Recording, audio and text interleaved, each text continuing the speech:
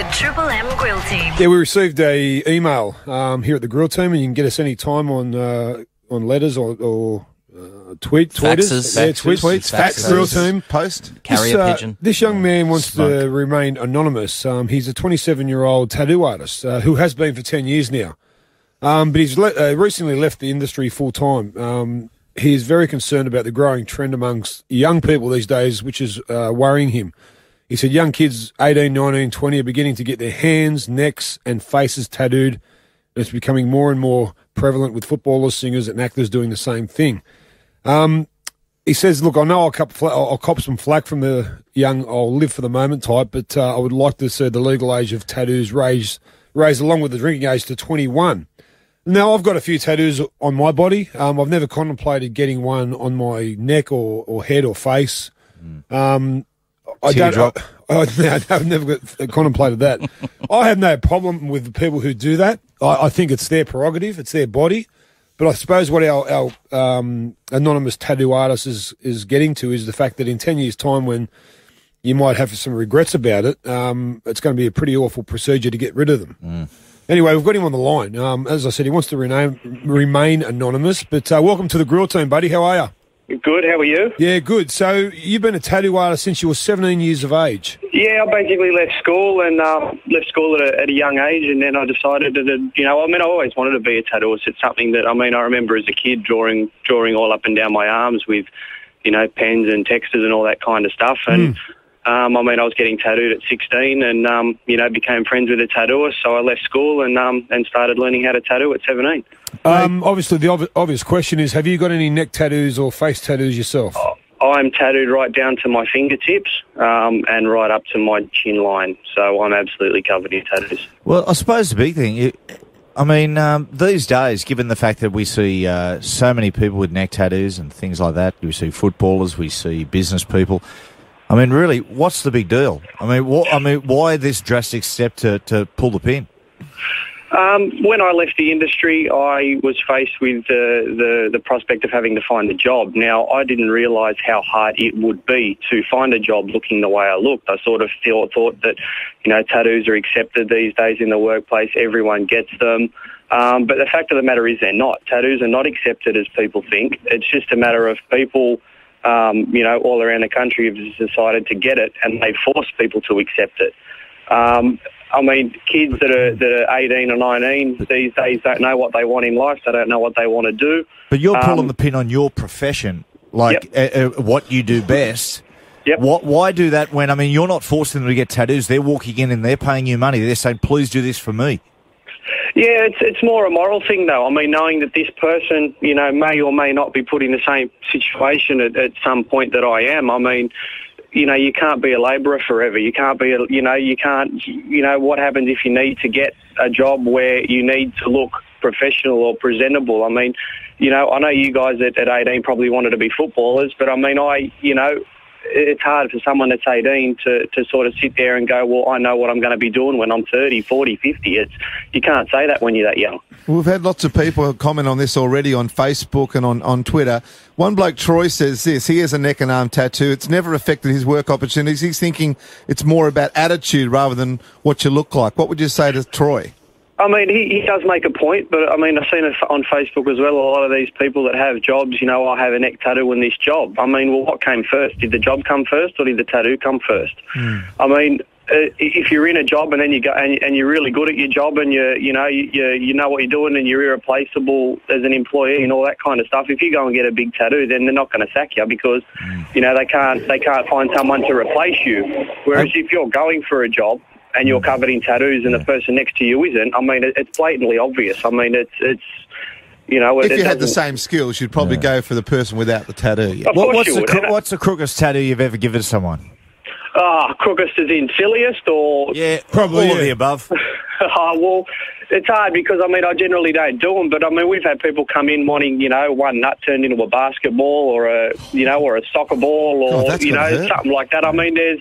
you know, there's people that, just want some really, really weird things sometimes. Well, we really like your stance on it. It's yours. I mean, and I'm not hating on tattoos either. I mean, a lot of people thought that I'm attacking them, and I'm not attacking them. I'm not attacking anything, really. I'm just sort of trying to put my point across that at that age, you need to think a little bit more about what you're getting, because you don't know what you're going to be doing, further down the track. I mean, it's yeah. We're going to ask we're going to ask all the bosses out there on 133353.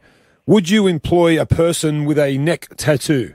Simple as that. Do you find neck tattoos offensive, you boys? No, I don't think I do. No, I don't anymore. No. I mean, I find face tattoos, like if I see a bloke walk down the street with a teardrop, I go, or a Mike Tyson type thing. Come on, brother. But neck tattoo, I think that's part of everyday life now. Well, the retirement age is going up to 70. Yeah. So if you're a labourer or something now, presumably you probably won't do that till you're 70. So you've got to be going for job interviews at 60. Well, that's exactly with a neck tattoo. You can certainly see his point where he's coming from. And that's when your neck's all saggy and stuff as well. Do you know, if you're an old bloke, though, if an old bloke walks up, I find earrings in old men worse, creepier than tattoos.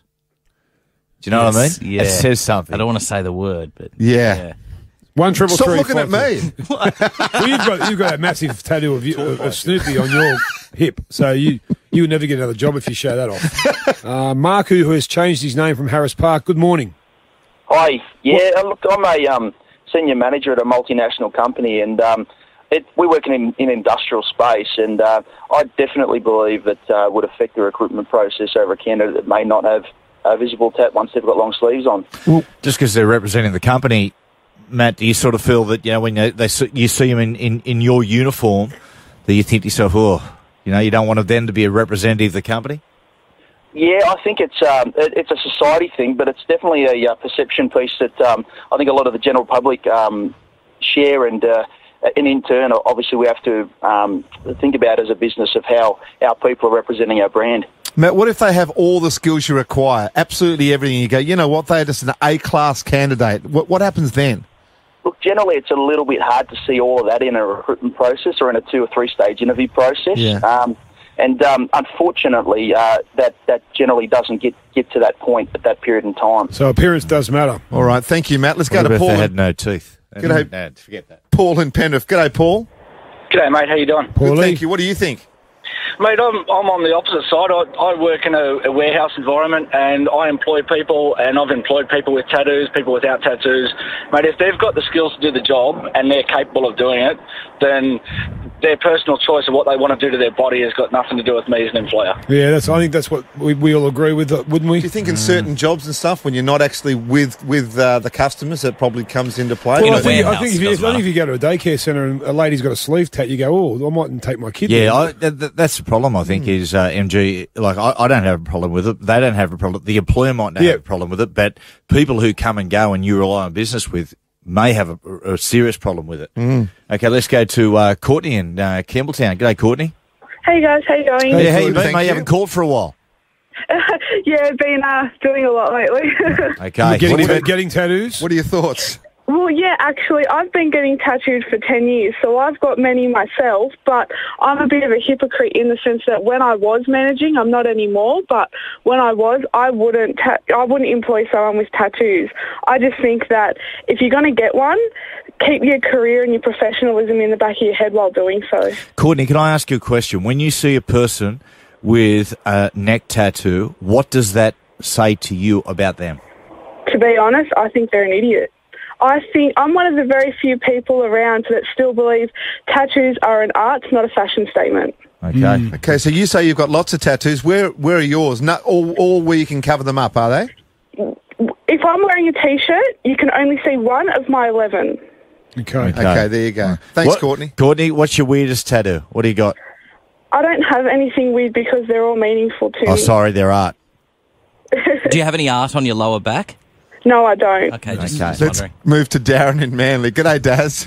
G'day, gents. Look, I just wanted to make a point. I work in the tattoo removal industry, and I've seen in the last 12 months, I'd say that neck tattoos has been the single biggest growth category for tattoos removal for us. And I guess what I put that down to is a lot of guys, and they're primarily young men, and a lot of those guys make a fairly impromptu decision or a spur-of-the-moment decision when they're young, and then thinking that it won't affect them, and then a year or so down the track they're seeing that it is in fact having an impact on either their employment prospects or people's perceptions of them. So interesting. Hey, Darren, I think you're going to be in a booming business soon.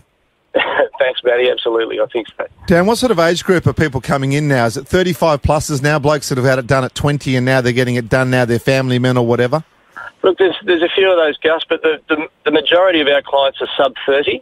We were surprised at really how young people were when we first opened the doors 3 years ago. People just started coming in there from 19 through to sort of 30 is the main category. How painful, Darren? Does it any pain at all to get the tattoo removed? Look, it's no worse than putting a tattoo on, Matty. It's much quicker.